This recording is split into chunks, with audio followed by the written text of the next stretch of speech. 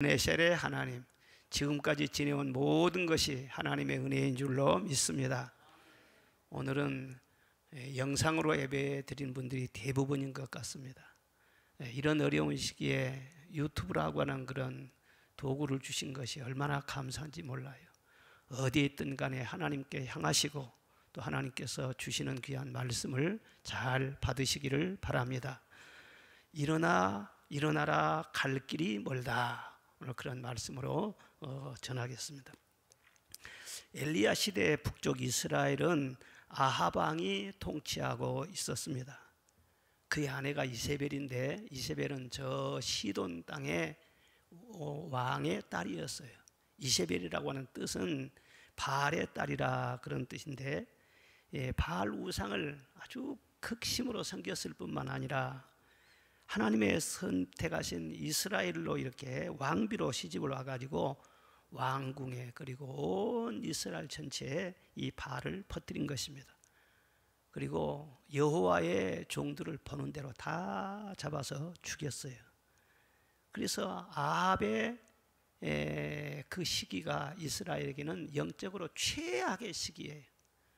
아합이 장가 한번 잘못 들어가지고 아합 왕도 이스라엘 역사상 아주 최악의 왕으로 그렇게 기록이 되어 있습니다. 하나님이 징계의 채찍을 드셔가지고 3년 6개월 동안 이스라엘에 비가 내리지 않게 되었습니다. 극심한 기근, 심의 근원이 말라지고 풀 한 폭이 자라지도 못하고 곡식 한 토를 생산할 수 없는 심한 기근이 온 나라에 덮쳤어요. 그때 하나님께서 엘리야에게 말씀을 하십니다. 너는 아합에게 말하고 갈멜산에 올라가서 제단을 쌓아라. 바알신 선지자들도 제단을 쌓게 해라. 그리고 기도에서 불이 내려진 신이 참신인 것을 증거하도록 그렇게 해라 말씀을 하셨어요. 그래서 엘리야가 제단을 쌓고 나무를 벌리고 송아지를 잡아 올리고 물까지 그 위에다 끼얹었습니다. 바알 선지자들도 제단을 쌓았습니다. 먼저 바알 선지자들에게 기도하라 그렇게 말을 했어요. 이게 바알을 부릅니다. 아침부터 저녁까지 막 몸을 상하면서 막 흥분하면서 열광적으로 바알을 불러요. 그런데 바알이 어디 살아있는 신입니까? 아무 응답이 없어요. 그래서 엘리야가 나타나가지고 하나님 앞에 기도를 합니다. 하나님의 참 신이신 것과 내가 하나님의 종인 것을 모든 사람들에게 보여주옵소서, 불로 응답해 주옵소서 기도하자 즉시 불이 내려서 제단의 모든 것을 다 태웠습니다. 그리고 그 대적들은 기송강으로 끌고 가서 850명이나 바알의 사제들을 다 처형을 시켰어요. 이세벨이 이 보고를 받고 즉시 엘리야에게 사람을 보내서 공갈 협박을 하는 것입니다. 내가 바알신을 두고 맹세하는데 반드시 내가 엘리야를 죽이겠다. 그렇게 큰 일을 행했던 엘리야지만은 이제 이세벨의 말 한마디에 너무 큰 겁을 먹고 막 도망을 치는 거예요. 일주일 길을 가서 브엘셰바에 이르러서 사환을 거기 있으라 하고 또 하루 길을 광야 깊은 곳 인적이 없는 곳으로 들어갑니다. 그리고 로뎀 나무에 주저앉아 가지고 하나님 나를 좀 죽여주십시오. 그렇게 기도하고 쓰러져 잠이 든 것입니다. 그렇게 귀한 하나님의 종인데 기도도 포기하고 믿음도 포기하고 하나님도 다 포기해버렸어요. 이건 영적인 자살과 같은 것입니다. 그런데 그 지쳐 쓰러져 있는 엘리야에게 하나님이 천사를 보내서 돌봐주시고 다시금 일어서서 끝까지 사명을 감당하게 했다. 그런 말씀이 오늘 본문에 소상하게 기록이 되어 있습니다. 우리 중에 엘리야처럼 지난 1년을 돌아보면서 참 갈 수도 올 수도 없는 절망 중에 차라리 하나님께서 내 생명을 거두었으면 좋겠다. 그렇게 심각한 그런 아픔을 겪고 있는 분도 있을지 모릅니다. 또 그렇게까지는 말하지 않지만은 빨리 우리 주님이 오셨으면 좋겠다.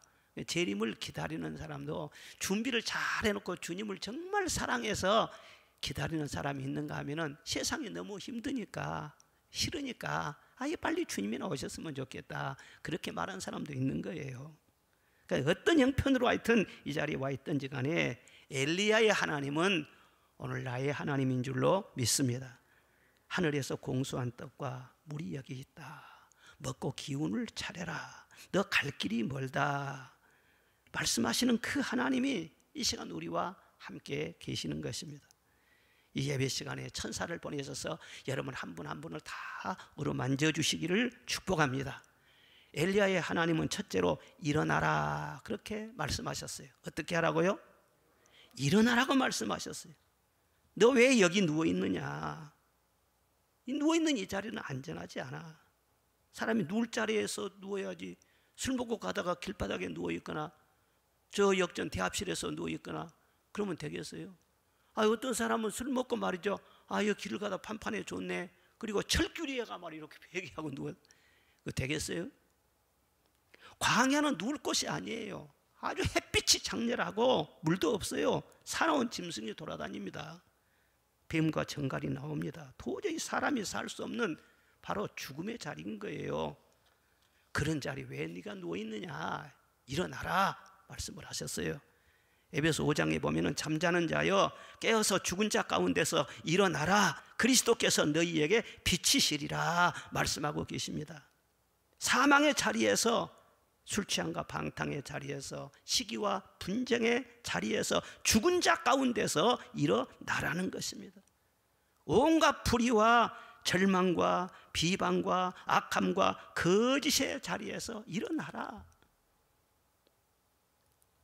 앉아있지 말고 일어나서 주님과 함께 동행하는 이런 삶, 이것이 바로 믿음인데 하나님께서 원치 않은 잘못된 자리에 주저앉아가지고 탄식하고 있으면 그것이 하나님의 근심이 되지 않겠어요? 일어나라는 거예요.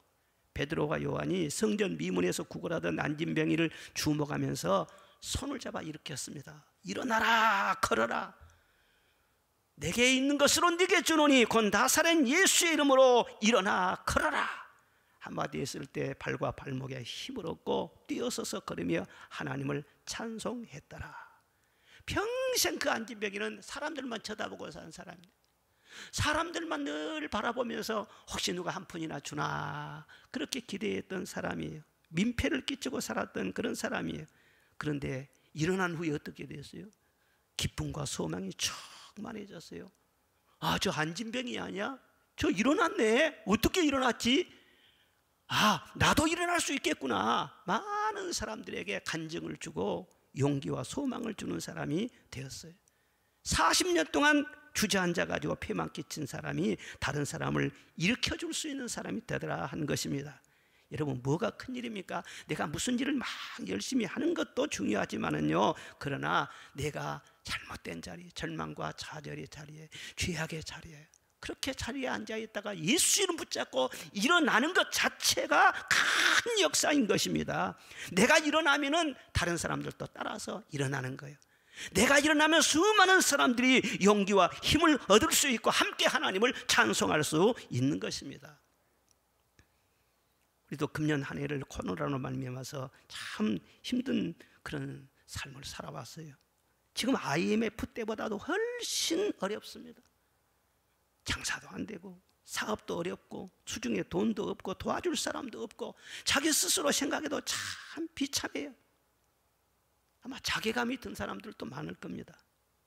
스스로 못난 것 같고 버림받은 것 같고 살 가치도 없는 것 같고, 물론 그런 생각이 든 것은 사람 마음은 다 연약하니까 그런 생각이 들 수도 있지만은요, 우리를 주저앉히는 영이 있다는 것을 또 알아야 되는 것입니다. 낙심의 영, 절망의 영, 사망의 그늘에 주저앉히는 마귀가 있다는 것을 알아야 되는 것입니다. 이럴 때 마귀의 속삭임에 속지 말고 주님의 음성에 귀를 기울여야 되는 것입니다. 일어나라. 내가 있지 않느냐. 할 수 있다. 주님 붙잡고 일어나 보세요. 영적인 눈이 떠지는 거예요. 길이 보이는 거예요. 돈 없는 사람도 만나는 거예요. 주님의 말씀을 듣고 일어나려고 하면은요, 주님이 힘도 주시는 것입니다. 일어나 걸어갈 때 주님이 끌어주시고 밀어주실 줄로 믿습니다. 나의 등 뒤에서 나를 도우시는 주, 나의 인생길에서 지치고 고나여 매일처럼 주저앉고 싶을 때 나를 밀어주시네. 일어나 함께요 걸어라 내가 새 힘을 주리니. 일어나 너 걸어라 내 너를 도우리. 이런 찬송 부르면은 힘이 나지 않습니까? 2절에 보면은 평안히 길을 갈 땐 보이지 않아도 지치고 고나여 넘어질 때면 다가와 손 내미시네. 우리 주님은 자비로운 주님이신 줄로 믿습니다. 인적이 끊겨진 이 광야 로뎀나무 아래에 누워서 탈진해 있는 엘리야에게 천사를 보내서 어루만져 주시고 위로하신 우리 하나님께서 오늘 또 우리를 찾아와서 우리와 함께 계시는 것입니다. 우리가 어떤 상황이 있든지 혼자 버려두지 않으십니다. 특별히 우리가 약하고 고독할수록 위기에 처해 있을수록 더 가까이 계시고 손을 내밀어 잡아주시는 하나님인 것을 믿으시기를 바랍니다. 마가복음 5장에 보면은 야이로의 딸이 죽었어요. 회당장 야이로의 딸이 12살 될 때에 죽었어요. 가정에서 꽃다운 이 어린 딸이 자라는 걸 보면서 그것으로 기뻐하고 살고 있는데 죽었으니 얼마나 슬프겠어요. 그보다 더 큰 슬픔이 어디가 있겠어요. 온 집안이 울고 떠들고 막 사람들이 통곡을 하고 난리가 났습니다. 그때 예수님께서 조용히 하라고 분위기를 딱 정리를 하시고 이 아이는 죽은 것이 아니라 잔다. 사람들이 비웃었어요. 손을 잡고 달리다금 소녀야 일어나라. 이 말씀이 떨어지자마자 이 죽은 소녀가 눈을 뜨는 것입니다. 그리고는요 부시럭부시럭 하면서 일어나는 것입니다. 많은 사람이 놀라워했어요. 먹을 것을 주어라. 먹게 하셨어요. 여러분 죽은 자를 누가 살릴 수 있습니까? 아무도 살릴 수가 없어요. 그러나 생명의 부활이신 예수님이 명하시면 살아나게 될 줄로 믿습니다. 예수님이 말씀하실 때 죽은 나사로도 살아났잖아요. 또 38년 된 병자도 헐떡 일어나서 자리를 들고 걸어갔잖아요. 예수님은 말씀은 능치 못할 것이 없어요. 군대 귀신도 떠나가 거친 바다도 잔잔해져. 무화과나무 아래에 앉아서 세상을 비관하면서 신세를 한탄했던 그 청년도 그 자리에서 일어서서 주님을 따르는 제자가 되고 지금도 이렇게 세우시는 일을 주님은 끊임없이 하시는 것입니다. 어떤 사람도 그래요. 이 세상을 붙잡고 사람을 붙잡고 자기 힘으로 스스로 일어서려고 하면 다 주저앉게 돼요. 그러나 예수님 붙잡게 되면 다 일어나게 될 줄로 믿습니다. 여러분 잘 나가다 사람이 또 왜 쓰러집니까? 그 영적으로 쓰러지는 것은요 그 내면에 뭐가 있어요. 다른 사람하고 자꾸 나를 비교하면은 이렇게 잘못되는 것입니다. 엘리야가 한탄하면서 뭐라고 했습니까? 나는 내 열조보다 낫지 못합니다. 나는 부족합니다. 아브라함과 모세, 요셉 같은 우리 조상에게 미치지 못합니다. 그렇게 말을 합니다. 왜 여기서 자기 조상 얘기가 나옵니까? 아니 조상들과 이 엘리야는 사는 시대가 다르고 사명도 다르고 처지가 다 달라요. 왜 비교를 해야 됩니까? 이렇게 다른 사람과 비교하다 보면은 스스로 좌절하게 돼요. 또 잘못되면은 교만할 수도 있는 것입니다. 또 엘리야가 뭐라고 말하냐 그러면은 다 바알에게 돌아가 버렸습니다. 나만 홀로 남았습니다. 나는 지금 열심히 특심한 사람이라 나만 하나님을 열심히 지금 믿고 있습니다. 다 하나님을 배신하고 말았습니다. 우상에게 돌아갔습니다. 나만입니다. 나만 홀로 남았습니다. 이건 영적인 교만이에요. 이렇게 사람을 보고 사람과 비교하다 보면은 우쭐하든지 열등감에 빠지든지 둘 중 하나가 되는 것입니다. 나는 나예요. 어떻게 독수리와 사자를 비교할 수가 있습니까? 하나님이 우리 각자를 개성 있게 다 만드셨기 때문에 독특한 그런 작품으로 만드셨어요. 일률적으로 사람을 비교할 수가 없습니다. 수능 시험을 보면은 점수별로 딱 석차가 나와요. 그런데 그것은 그 점수고 그 점수에서 측정하지 못하는 다른 어떤 재능과 보석 같은 그런 좋은 성품들이 얼마든지 다른 면에 감춰져 있는 거예요. 어떻게 사람을 그 한 가지 가지고 평가를 할 수가 있습니까? 하나님께서 여러분들을 각자를 창조하시고 외모도 각자 하나님이 창조하시고 성품도 주시고 가정이나 환경도 주시고 다 하나님이 직접 주셨어요. 당당하게 사시기를 바랍니다. 비교할 필요가 없어요. 그리고 주저앉아 있으면 눈이 가려지는 것입니다. 지금 하나님이 온 우주를 통촉하시고 다 보고 계시는데 영적으로 살아있는 사람이 하나님이 안 보여요. 자기의 처지나 이 고난이 너무나 커 보이는 것입니다. 마침 엠마로 가는 두 제자가 밑으로 내려가면서 근심과 슬픔에 눈이 잠겨가지고는요, 보이지를 잘 않는 거예요. 예수님이 그 행인 중에 같이 동행을 하면서 대화를 계속 해줍니다. 아니, 예수님이 같이 가는데도, 지금 예수님 얘기를 하고 있는데도 예수님이 옆에서도 알아보지를 못하는 거예요. 그와 같이 영적으로 눈이 가려져 버리면은 앞에 가능성이 얼마든지 있고 하나님의 복된 계획이 있고 얼마든지 찬란한 미래가 펼쳐지고 기다리고 있는데도 그것이 보이질 않아요. 그리고 나 홀로 도와줄 자도 아무도 없이 스스로 자꾸 외로움 속으로 빠져드는 것입니다. 엘리야가 그렇게 말을 해요. 하나님, 나 혼자 남았습니다. 다 발에게 무릎 꿇어버렸습니다. 하나님께서 뭐라고 말씀하십니까? 혼자가 아니야. 7,000명이나 남아있어. 네가 보이지 않는 곳에, 네가 모르는 가운데, 아니 네가 몰라서 불평하고 원망하는 그런 사이에 네가 모르는 사람이 7,000명이나 지금 남아있어. 내가 못 만났다고 해서 없는 것이 아니고 단지 내가 모르고 있을 뿐이지 어딘가에 다 그들이 지금 남아있다는 거예요. 내가 모른다고 해서 없는 것이 아니라는 거예요. 하나님의 사람들은 분명히 있고 하나님의 역사는 계속해서 이루어져 가고 있다고 하는 것입니다. 여러분, 영의 눈이 열리면은요, 가능성이 보이는 것입니다.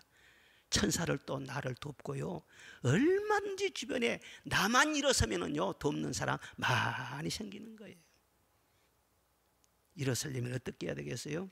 지난날 은혜를 생각해 봐야 하겠습니다. 지금까지 베풀어 주신 하나님의 은혜를 기억해야 한다 하는 것입니다.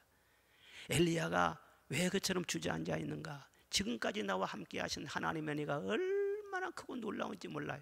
그런데 그냥 마음에 충격을 받고 못된 소리를 듣고 협박을 받고 하니까는요, 그 모든 거 다 그냥 잊혀져 버린 거예요. 엘리야처럼 기적을 많이 체험한 사람이 누가 있습니까? 까마귀가 물어다 준 떡을 먹었죠. 기적의 밀가루를 먹었죠. 죽은 아들을 살려내서 주의 종으로 대접도 받게 해주셨죠. 수많은 위험 중에도 하나님께서 지켜주시고 인도해 주시고, 엘리야 같은 불의 사자가 세상에 어디가 있습니까? 그런데 그렇게 함께했던 하나님의 은혜는 하나도 생각하지 않고 현재 어려움만 과장을 하고, 그래서 하나님 꼭 없는 것처럼 기진에 쓰러져 있는 것. 이건 바로 영적으로 뭔가 은혜를 잊혀버리면 순간적으로 사람이 그렇게 되는 거예요. 병 중에서도요, 치매라고 하는 건 참 안 좋은 것 같아요. 치매 딱 걸려버리면요, 밥 먹었으면서도 밥 안 먹었다고 그래요. 예? 자기 딸한테 말이죠, 어디서 왔어? 그리고 손님인 줄 알아요. 자기 아들한테 말이죠, 누구냐? 그리고 도둑놈으로 그렇게 몰기도 하고 별일이 다 있어요. 여러분, 치매에 걸리지 마시기를 바랍니다. 항상 기도하고 늘 말씀이 역사하면은 그런 병 안 걸리도록 하나님이 지켜주시고 또 그런 어려움이 있는 분들도 치료해 주실 줄로 믿습니다. 그런데 그런 치료보다 그런 치매에 걸린 사람이 젊은 사람들도 요즘 꽤 있대요. 그런데 그런 치매보다 더 무서운 것이 뭐냐면 영적인 치매 현상이에요. 하나님의 지금까지 늘 함께 하시고 수많은 기도 응답도 주시고 있는데 그것을 다 잊어버린 거예요. 그냥 이거 영적인 치매예요. 이렇게 은혜를 잊어버리다 보면은 사람이 괜히 피곤해져요. 또 마음이 예민해져요. 그럴 때 주변에서 생각 없이 던진 말 한마디가 큰 상처가 되기도 하는 것입니다. 그전에는 아합이 직접 죽이려고 지명수배를 내려가지고 쫓아다녀도 눈 하나 까딱하지 않았습니다. 그런데 이제 이세벨이 엘리야를 죽인다고 말하니까는요, 막 두려워하는 거예요. 그런데 사실요, 이세벨은 정치적인 고수입니다. 온 백성이 전폭적인 지지를 받고 있는 엘리야를 함부로 할 수 있겠어요? 정치적인 계산으로도 함부로 할 수가 없는 거예요. 진짜 죽이려고 했으면요, 암살단을 보내가지고요 그냥 조용하게 제거해 버릴 수도 있지 않겠어요? 그런데 그렇게 안 했잖아요. 그냥 공갈 협박을 해가지고 겁쟁이를 만들어서 도망을 치게 하려고 했던 것이 이세벨의 계산일 수가 있어요. 그런데 그 계산이 적중한 것 아니겠어요?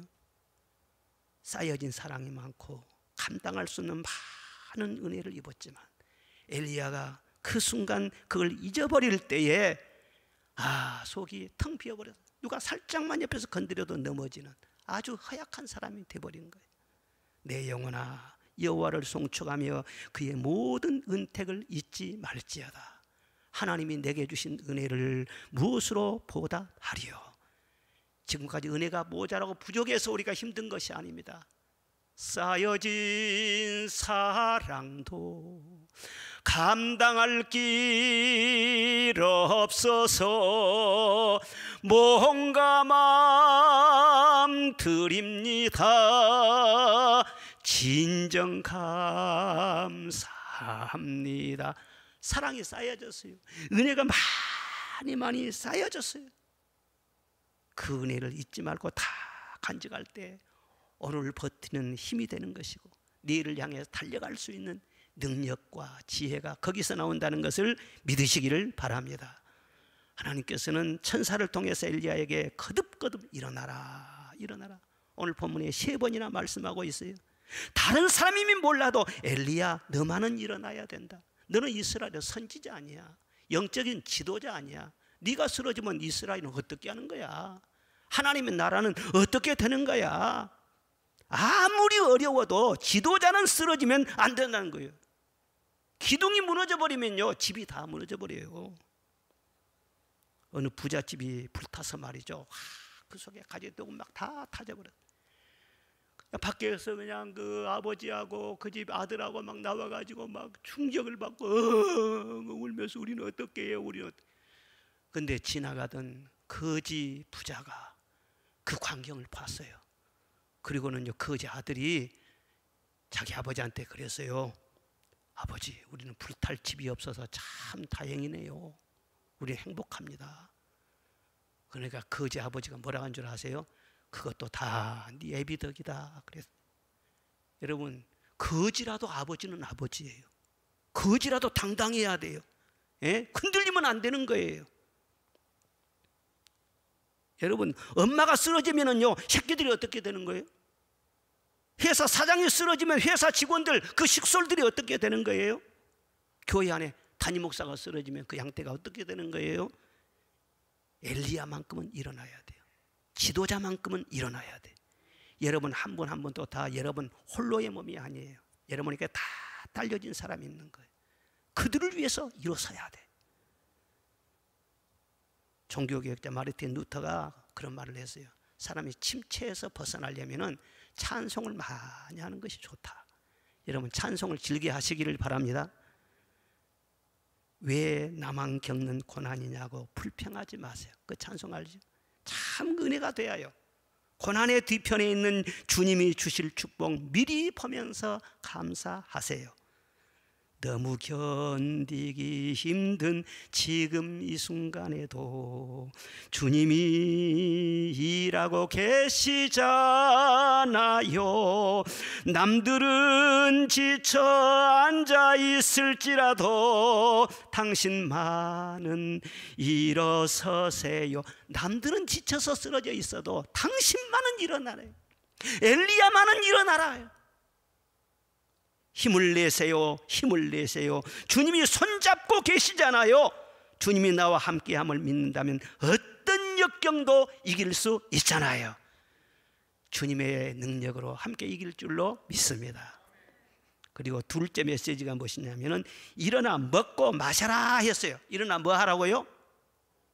먹고 마시라는 거예요. 6절에 보니까 본즉 머리맡에 숯불에 구운 떡과 한 병 물이 있더라. 이에 먹고 마시고 다시 누웠더니 그렇게 말씀하고 있습니다.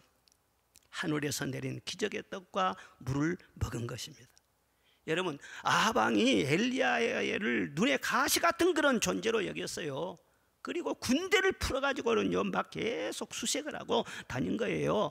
아예 그냥 죽이려고 마음을 먹었어요.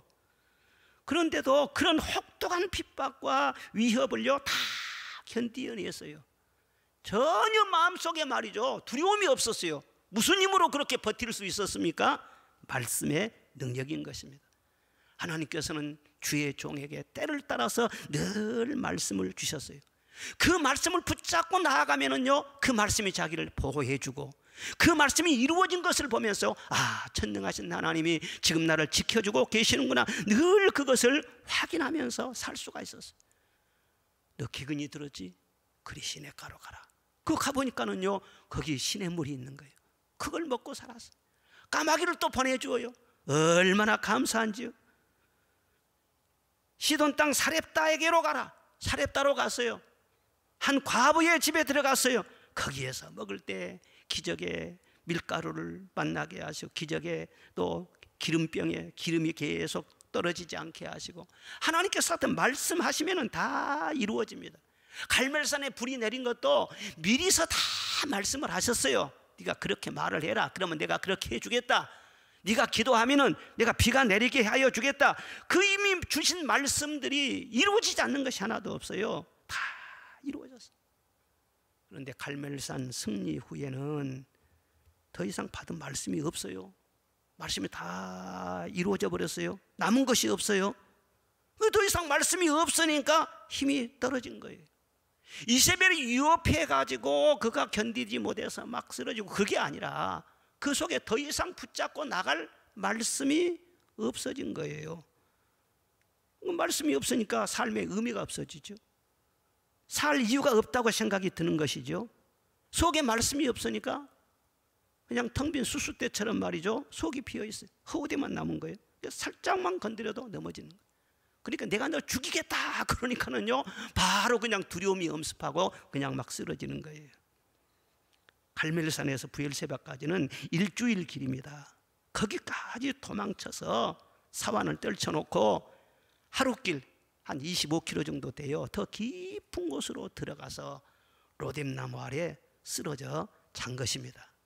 그런데 긍휼에 풍성하신 우리 하나님이 그를 버려두지 않으시고 천사를 보내셔서 어루만져 주시고 먹여주시고 재워주시고, 그리고 더 귀한 것은 무엇이냐면 그때 말씀을 주시는 것입니다. 그 로뎀나무 아래에서 주신 하나님의 말씀은 아주 간단한 말씀이에요. 호렙산으로 가라 하는 말씀이에요. 그게 무슨 대단한 말씀입니까? 평범한 그런 얘기죠. 그런데 평범한 얘기라도 지금 이 순간에 하나님이 말씀하신 것은 하나님의 권위가 실리는 것입니다. 그 말씀대로 하나님이 책임을 지시는 것입니다. 그 말씀을 순종할 때 그 다음 단계로 하나님께서 이끄시는 것입니다. 여러분, 거기서 호렙산까지는 350km예요. 40주야를 걸어야 갈 수 있는 험한 길인 것입니다. 갈멜산에서 부엘세바까지 온 것은 아무것도 아니에요. 그런데 그 먼 거리를 이 40일 동안 잠도 안 자고 말이죠, 어떻게 주야로 계속해서 걸어갈 수 있었습니까? 말씀의 능력인 것입니다. 그리고 호렙산에까지 가서 굴에 들어가가지고 이제 참 서늘하구나, 좀 편안하게 쉴 수 있겠구나. 그런데 또 하나님이 말씀하세요. 밖으로 나가라는 것입니다. 그래서 굴에서 밖으로 나가서 산 앞에 떡 섰더니 갑자기 바람이 지나가고 바위가 터져 갈라지는 지진이 일어나고 막 불이 붙어서 말이죠, 불길이 막 휩싸이게 되고 굉장한 일이 일어났어요. 얼마나 두렵겠어요. 얼마나 긴장이 되겠어요. 그런데 그런 일이 지나간 다음에 세미한 음성이 들린 것입니다. 너는 하사엘을 아람 왕으로 세우고 에후를 이스라엘 왕으로 세우고 엘리사에게 기름을 부어 네 후계자가 되게 하라. 앞으로 훨씬 더 어려운 시대가 올 것이다. 이번에는 3년 반 동안 기근이 있었지만 앞으로는 7년 기근이 올 것이다. 더 많은 사람들이 죽고 병들고 방황하게 될 것이다. 내 백성을 위해서 하나님의 말씀을 전하고 하나님의 은혜를 선포할 수 있는 선지자를 세워야 된다. 엘리사를 세워라. 그렇게 말씀을 하시는 거예요. 그래서 그 말씀을 이루려고 말씀 붙잡고 엘리야가 계속 이제 나아갑니다. 거침없이 나갑니다. 아람으로 가고요, 엘리사를 만나고요, 또 예후를 만나고요. 주저앉지 않고 계속 그 말씀을 붙잡고 달리고 계속 달립니다. 그 모든 말씀들을 다 이룬 다음에 그래도 힘이 펄펄 남아가지고 죽음을 보지 않고 하늘나라로 불말과 불새를 타고 승천하게 됩니다. 엘리야의 승천이 뭘 말해줍니까? 말씀에 의지하여 사는 사람, 속이 비어있지 아니하고 말씀으로 채워져 있는 그런 사람은 죽어도 살겠고 살아도 영원히 살고 영원한 영광이 그 속에 있다는 것을 우리에게 똑똑히 보여주고 있는 줄로 믿습니다. 말씀이 그 속에 있으면 사람이 펄펄 나는 거예요. 저는 지금까지 가장 행복했던 순간이 어떤 순간인가, 가장 나의 전성기가 언제였던가, 여러분 어떻게 생각하십니까? 목사님 언제가 제일 좋았던 것 같아요? 저는 아무리 봐도 전도사 때 같아요. 전도사 때 내가 옷이, 지금 이 옷은 그래도 좋은 옷이에요. 여러분들 몰라서 그러죠. 좋은 옷이에요 지금. 근데 전도사 때는 말이죠, 한 벌 가지고 봄, 여름, 가을, 겨울, 그리고 구두를 신어도 말이죠, 철떡철떡 해가지고 물이 새릴 정도로 구두를 몇 년씩 신고, 돈 없으니까 할 수 없는 거예요. 그래도 얼마나 충만하고요, 얼마나 행복하고, 산에서 기도하고 내려오면서 말이죠, 소나무들을 향해서 막 설교를 냈어요. 이 소나무들아, 하나님을 찬양해라. 너희들이 하나님의 덕으로 지금 살고 있는데 하나님을 찬양해라. 나 언젠가 이 순간이 최고의 순간인 것을 사람들이 부러워할 것이다, 간증하게 될 것이다, 막 소리치고 그러고 내려오고 그래요. 왜? 그때는 붙잡을 것이 없고 나를 알아주는 사람도 없고 오라는 데도 없고 먹을 양식도 흡족하지도 않고, 그러니까 오로지 하나님 말씀밖에는 없어. 지금은 설교를 제가 짧게 합니다. 그때는요 막 1시간 반씩 설교를 했어요. 그래도 말이죠 막 힘이 나가지고 펄펄한 거예요. 왜? 말씀이 충만해지냐. 지금 생각해 보면요, 그때 너무너무 제가 행복했어요. 육적으로는 가장 고생스러울 때인데 그렇게 행복할 수가 없어요. 여러분, 말씀이 충만할 때가 사실은 전성기인 것입니다. 말씀은 양식이라고 했잖아요. 말씀 먹으면 힘이 나요. 말씀은 빛이라고 했잖아요. 말씀 먹으면은요 미래가 보이는 것입니다. 말씀은 양약이라고 했잖아요. 아무리 시름시름 앓고 고민스럽고 육신 연약할지라도 말씀이 들어가면 치료의 역사가 일어나게 될 줄로 믿습니다. 말씀이 꿀이라고 했잖아요. 말씀 먹으면은요 인생이 달콤한 거예요. 행복감이 넘치는 거예요. 살맛이 나는 거예요. 여러분, 무소부재하신 하나님이 아무 데서나 엘리야에게 말씀을 해주시면 되는데 너 호렙산까지 가라 그렇게 말씀하셨을까요? 그 먼 거리를요. 이 호렙산은 뭐냐? 만남의 장소예요. 모세를 깊이 만나가지고 십계명을 주신 장소가 바로 호렙산인 것입니다. 하나님께서는 그 장소를 굉장히 중요시해요. 어디든지 만날 수 있지만은요, 하나님은 성전을 또 굉장히 귀하게 여기시는 것입니다. 이 성전에 하나님의 눈길이 가고 하나님의 마음이 있고 주님의 이름이 있다 그렇게 말씀하셨어요. 오늘 이런 형편 때문에 어쩔 수 없이 집에서 영상으로라도 예배를 드리고 그러지만요, 성전에 여러분의 마음이 있어야 돼요. 여러분의 마음만큼은 성전에 머물러야 돼요. 이 성전에서 내가 너를 만나서 내가 너에게 긴한 말씀을 줄 것이다 그렇게 말씀하시는 거예요. 왜 1월 1일 새벽 성전에 나와서 송구 영신 예배를 드려야 됩니까?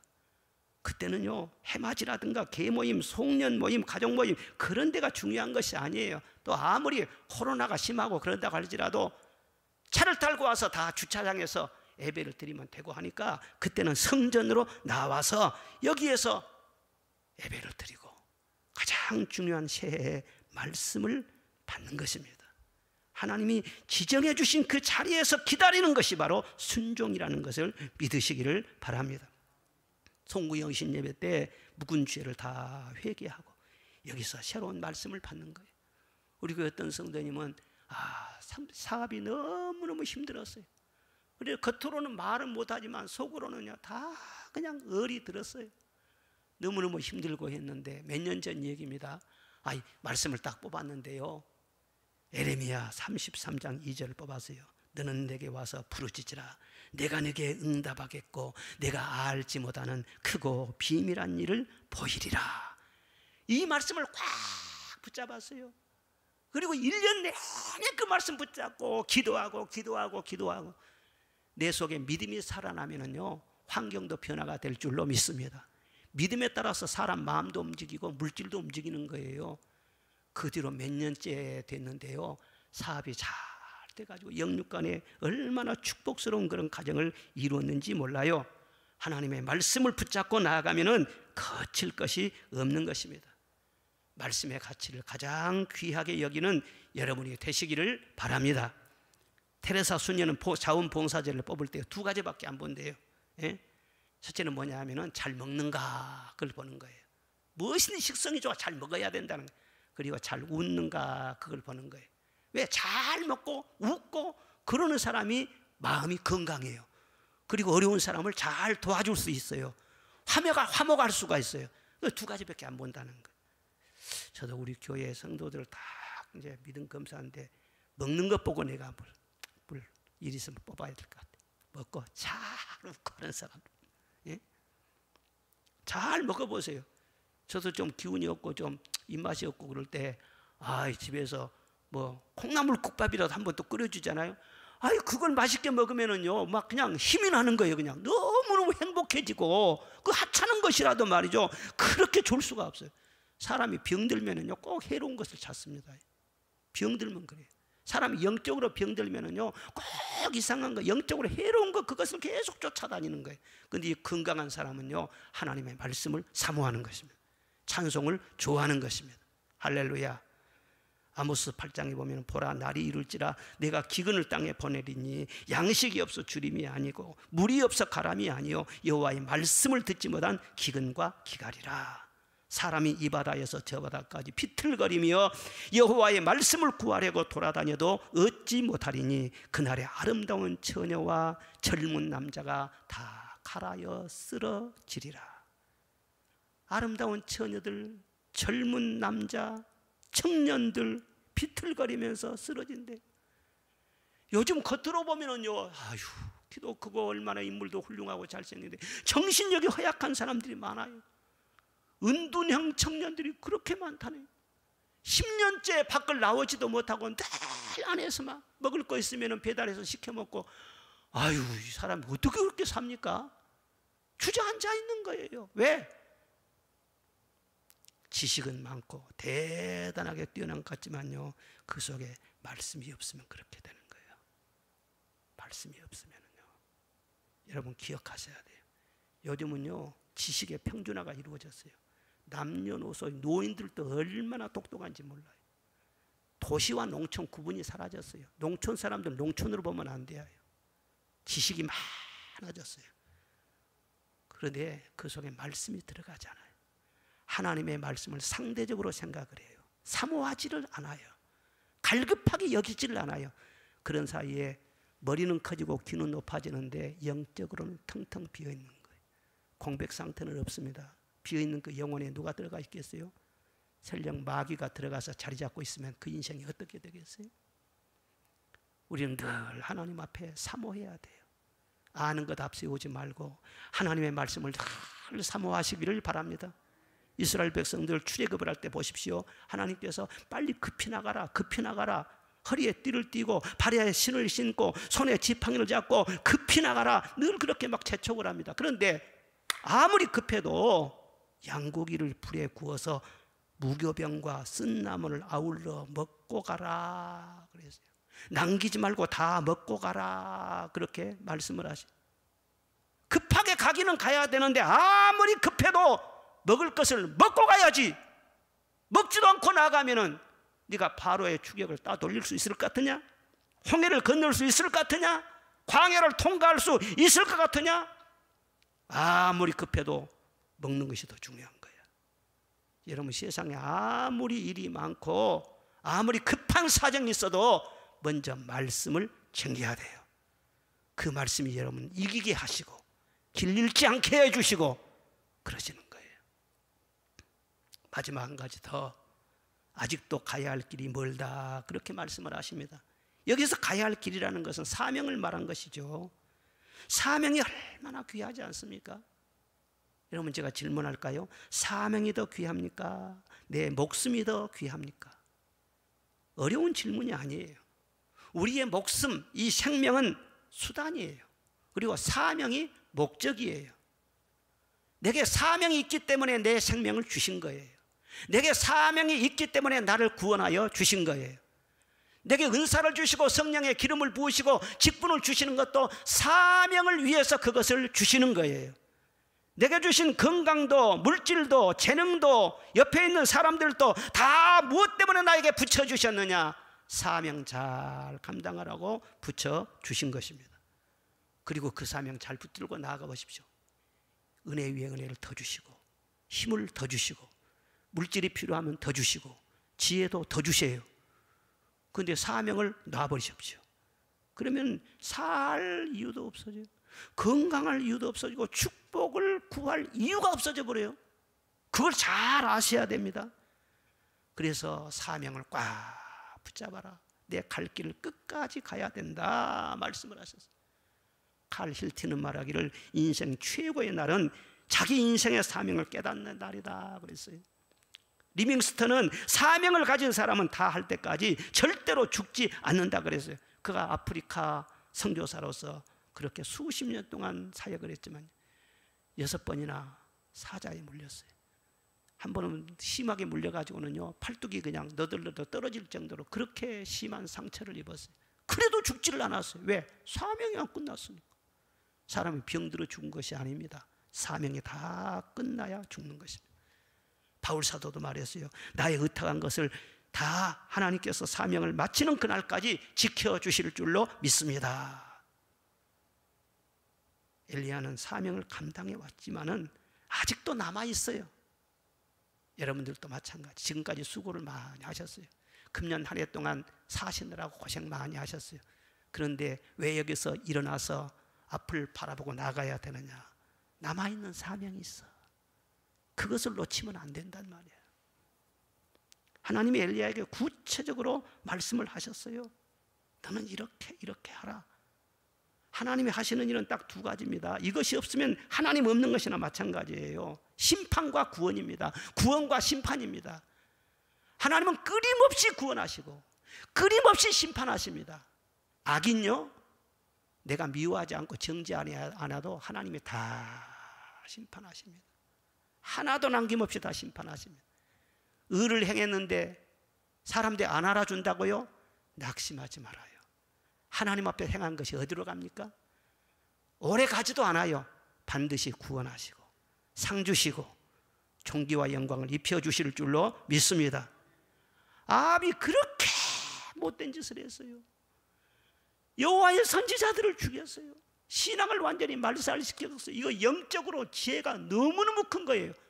아합을 살려두면 되겠어요? 이세벨 그 간악한 사람 가만 놔둘 것 같아요, 하나님께서? 이미 갈멜산에 불이 떨어져 가지고 850명이나 바알신 선지자들을 다 척결을 시켰어요. 그러나 그들은 깃털이에요.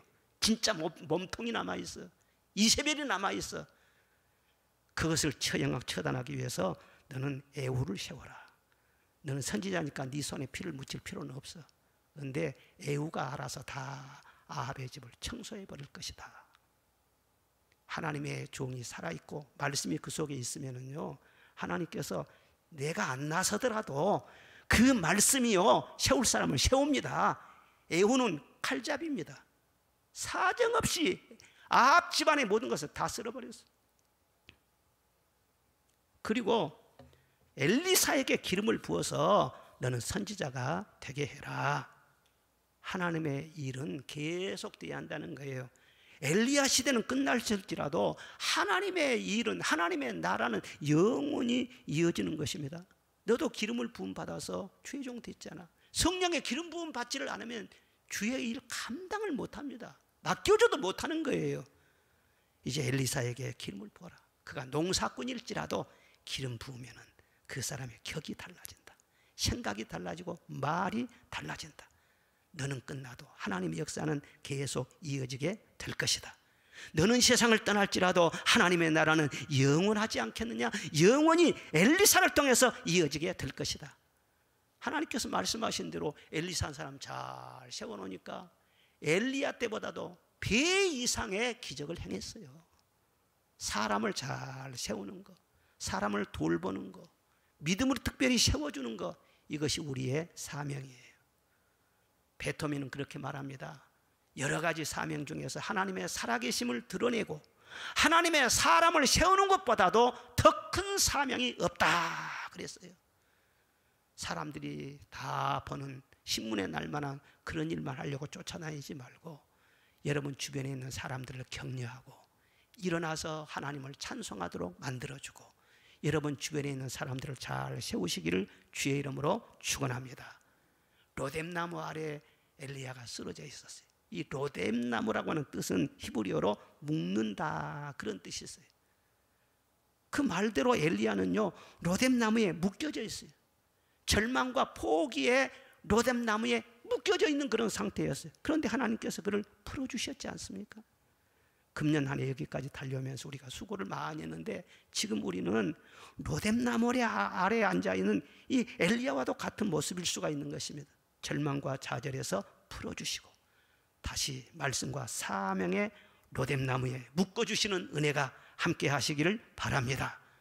일어나라, 먹고 마셔라, 갈 길이 멀다. 송년 주일에 주시는 말씀입니다. 기도하십시다.